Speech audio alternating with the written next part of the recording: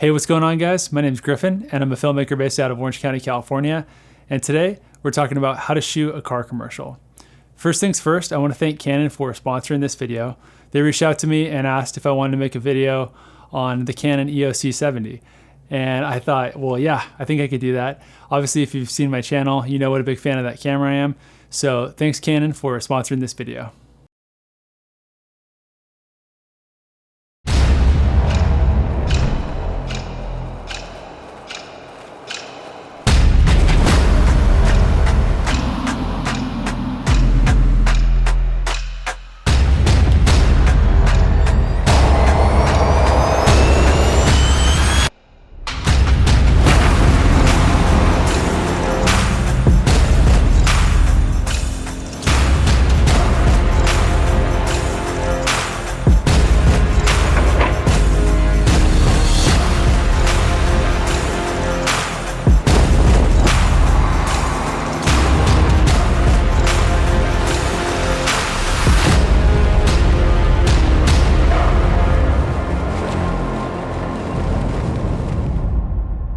Over the last several months, I've had a chance to shoot a few car commercials, and I've learned a lot of the things that work and also a lot of things that don't work so well.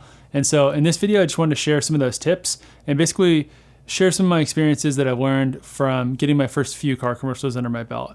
And these will be specifically geared towards someone that's sort of in that mid-range tier of, you're not necessarily shooting the biggest Super Bowl car commercials in the world, which are like massive crews, massive budgets, but also something that's a little bit more in depth than maybe just a solo run-and-gun filmmaker. So to start things off, let's talk about the gear.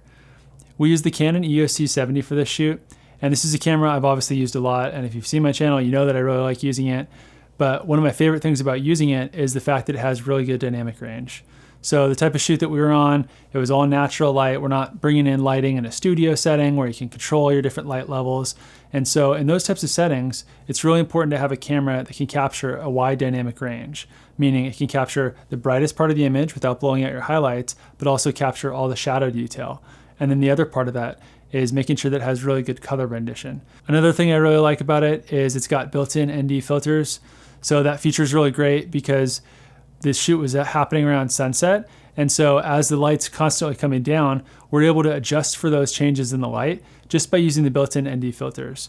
And so in a situation like that, if you didn't have built-in ND filters, you might use a variable ND filter.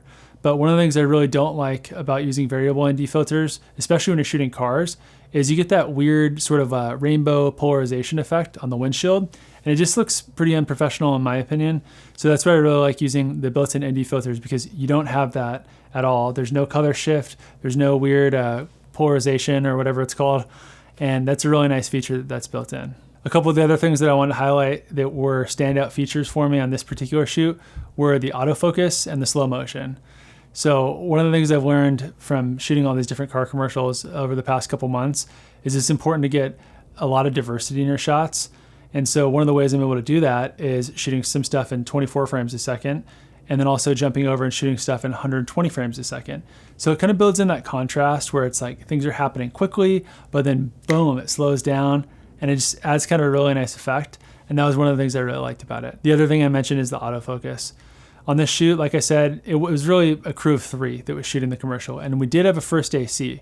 But because our first AC was dedicated to the car rig camera, which was a Canon EOS C70 that permanently stayed on the back of the car, we had a second one that we were using handheld.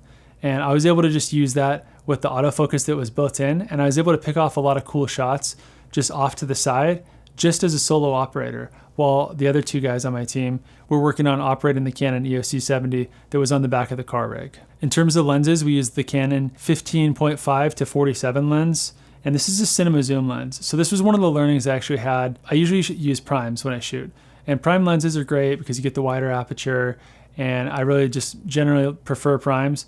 But when you're shooting car stuff, it's really important to be able to get the shot diversity. So the fact that we could get a wide, a medium, and a tight, all with that one lens, the Canon 15.5 to 47, that was a really nice feature for us. And then the other thing with the cinema zooms is it's got the gears, so your focus motors can line up on it. And also, it doesn't extend or retract when you're zooming.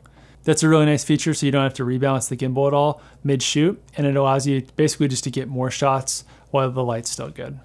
A few of the other important things we used on the shoot were the camera stabilizing arm that attaches to the back of my vehicle. It basically enables you to capture smooth, stabilized footage. So it's like a suspension arm that will basically stay level, and it'll prevent any up and down movement from your gimbal. So that's a really nice thing when you're shooting off-road content or on-road content, really. But it enables you to safely capture shots without having to hang outside the window or have somebody put themselves in a dangerous situation. So that was an investment that I made over the last couple months, and I've been really happy with how that's been performing. In terms of crew, we were pretty small. We were just a team of 3 for the production team, and then 1 BTS shooter. So it was myself as the director/driver, my friend Rob Trent as the gimbal operator, and my other friend Ryan Luth as the first AC. And for behind the scenes, we had my friend Tudor Williams shooting with us. I would say 3 is about the smallest that is doable for a car commercial in this type of setting, where you have someone externally pulling focus, someone driving, and then someone operating the camera. Any less than that, it's pretty tricky. I've done it before with basically 2, and then I've done it before with more than that as well. But I would say 3 is kind of the sweet spot for this size commercial. One of the things the client requested was to also have still photography for the shoot. For the stills, I just shot them myself. Now, in a perfect world, I'd probably have someone shooting still photography separately and also someone as a drone pilot separately, but it just really wasn't an option for us on this one. We just shot the stills on a Canon EOS R with a variety of different EF lenses, and that worked out great for us, and the client was super happy. The second part of the pre-production process was prepping all the gear. Now, the day before, I had the guys over, and we basically went through and prepped all our different camera settings. We got all the gear ready. We loaded up the vehicle and did a little bit of pre-rigging on the camera car. And I would say that's really important. Basically, anything that you can do the day before, it's really nice if you can get it done ahead of time. So once you get on location, especially in shoots where you're shooting with only natural light, it's really nice if you don't have a whole bunch of extra stuff and you're not messing around with gear and trying to find that SD card and where to put the lens. And inevitably, some of that will happen, but the more you can get done ahead of time, the better it generally works out when you're on set, and it enables you to be able to capture more shots. The first thing we did when we got on location was get the camera stabilizer built up on the back of the camera car. And that was something that Ryan and Rob worked on. And then what I was doing was actually getting the actual rigging onto the vehicle. So I had some custom mounts built up for my vehicle so I could mount on both the front and the back of the vehicle in a safe way. And there's a lot of different ways to do this, and I'm not an expert at this. So what I don't want to do is talk about all the different details of that. But what I will do is recommend a group on Facebook. I'm going to mess up the name of it, but I think it's called Vehicle Rigging or Camera Rigging or something like that. But there's a lot of really helpful people in there, and also some people that are not so helpful too. They just tell you like hire a gaffer. But a few tips I'll give are if you can hard mount things, that's usually better than if you use suction cups. So all of the rigging we did, especially in an off-road setting, was hard mounted. And my philosophy when I was doing the rigging was build in redundancy. So if you can use 2 screws in one of your mounts, use 2 instead of 1. And all the points that you're mounting off of on the vehicle generally need to be triangulated. So there needs to kind of be like 3 points of contact. It can't just be one piece of speed rail that's just vertically mounted off your bumper. You would generally want it off your bumper as well as a point that's higher, and you would clamp your stabilizer on to the middle of that. And especially that's important when you're shooting off-road content. One tip I'll give that I've learned from shooting a little bit of off-road content is it's really tough to shoot if there's too many like whoops and bumps. So the camera stabilizer can do a pretty good job of soaking up some of those vertical movements if they're smaller, but if it's really big, it generally makes it too hard to capture any action. And so the camera car has to go a little bit too slow in order for the picture car to be able to look cool. So basically what you wind up with is a situation where both the camera car and the picture car have to go a little bit too slow, and it just kind of doesn't look that cool. So what we did is we found a pretty cool spot where I was able to film on an actual road on the left, and then on the right side was these dirt tracks. So the picture car drove on the dirt track, and us in the camera vehicle were able to drive on a smoother paved track, which worked out well for us. A couple of the mistakes I've made in the past were just falling in love with the camera car shots and basically like forgetting to shoot anything else. And what I've done a few times in the past is I've put the camera rigged on the back of the vehicle, and I've only shot shots where the picture car is following from behind and we're shooting the front of the car. And that really kind of makes for a boring commercial. So one of the things I want to remember was shoot shots where the car is chasing us from behind, shoot shots where the camera is on the front of the vehicle and we're following them, shoot some shots handheld, and then also shoot some shots slow motion.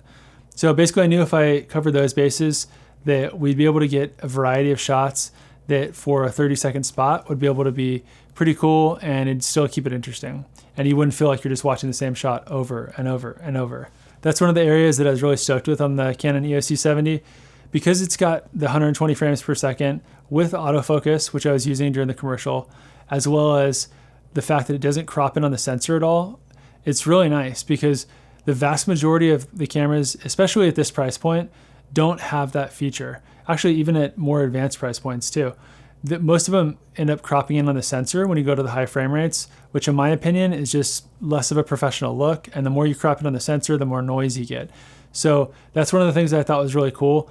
All these 120 frames per second shots, they look the exact same image quality, same depth of field, same everything as the 24 frames per second shots. And that's one of the things that I think really helped make the commercial a success. In terms of editing the commercial, I wouldn't say I'm some sort of expert editor or anything like that. It was a pretty straightforward edit, but just a few of the things I just wanted to highlight were I basically brought all the footage in. My favorite way to do it is bring all the footage in, drop it on a timeline, and put a LUT on top of it. And quick plug here, the LUT that I used it's a LUT that's available for sale. And it'll be linked below, but my friend Jake, who's a professional colorist, made it in collaboration with myself, specifically for the Canon EOS C70. And I just really love how vibrant and punchy the colors look. And I actually did like a super minimal amount of adjustments on the final commercial. There really wasn't much I even adjusted. I think it looks really good straight away. And that's one of my favorite things about it. But also once you put the LUT on it, you kind of get excited about the footage and you're like, all right, cool. So now I'm gonna go through and pick all my favorite clips. So my process generally is I'll just put all the clips on a timeline and I'll just scrub the footage and I'll start pulling all the clips that I like up to track 2. And then once I've done that, I'll basically go through and take all those and create a new sequence from those. Once I've done those, it's generally a couple minutes of footage, maybe like 3 minutes of footage. And knowing that I have to trim it to 30 seconds, I'll put the soundtrack in. And the soundtrack will already be cut to the length of the video that I want.